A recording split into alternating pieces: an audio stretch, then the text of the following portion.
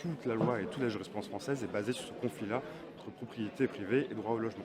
Le droit au logement, en tant que besoin fondamental, doit passer au-dessus de tout et on doit faire en sorte que l'habitat ne soit pas une question privée, mais une question politique, une question qui sort du palier des immeubles et qui est en effet regardée par les locataires, regardée par la puissance publique, regardée par les citoyens et les citoyennes et faire en sorte qu'on ait un regard sur tous ceux qui gèrent le logement. Par exemple, l'année dernière, la mairie a enfin commencé à faire des signalements qui ont permis à la préfecture de mettre des arrêtés d'insalubrité sur du logement social.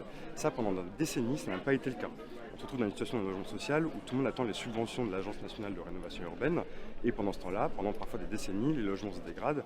On a des situations de non-décence des logements, d'insalubrité des logements, voire de péril parfois, qui augmentent.